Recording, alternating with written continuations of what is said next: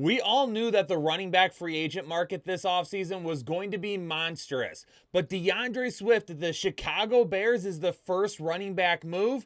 I didn't see that one coming. Per multiple reports over on Twitter, the Chicago Bears are going to give DeAndre Swift a 3-year deal worth $24.5 million. And $15.3 million of that money is going to end up being guaranteed as DeAndre Swift goes back to the NFC North and will face his former Detroit Lions a couple times a year now. And this deal ends up being worth more than what David Montgomery or Miles Sanders saw last year. So there is a little bit of an uptick in terms of running back value in this offseason so far. And per Ian Hartitz over on Twitter, this is actually the 6th largest running back contract that has been signed by a running back going to a new team since 2016. But from a fantasy standpoint, there's still going to be a lot of questions that have to be answered by the Chicago Bears before we truly know what we can invest in DeAndre Swift. Honestly, I don't know how much this move helps the offense. Last year they had Roschon Johnson, Khalil Herbert, and Dante Foreman. And Khalil Herbert was pretty darn good when he was actually healthy, and Roschon Johnson never really got a shot.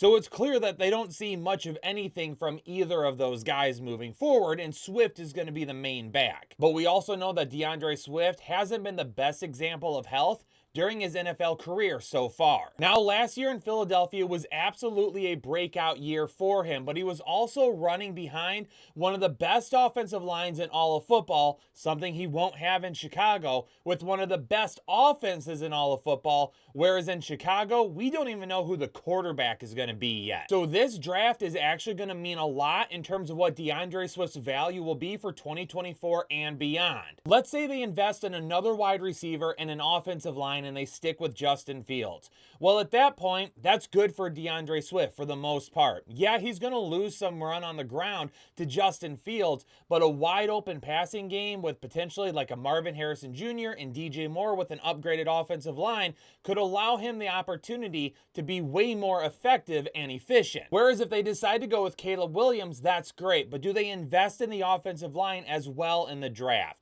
There's going to be a lot that we have to see about this. Right now, DeAndre Swift, for me, quite honestly, is kind of a top 24 back. A guy that's going to have some good games, and he's going to have some bad games, but I'm not super excited about him. But depending on how the rest of free agency goes and the way the NFL draft goes, we could end up seeing DeAndre Swift being one of our largest running back risers this offseason. Headliner Nation, turn on the bell notifications. Tons of free agency content coming your way, and you're going to want to know about it as soon as it drops. Hit the like button, subscribe right now, and I'll see y'all in the next video. Analytics, off the chain, all the channels, not the same.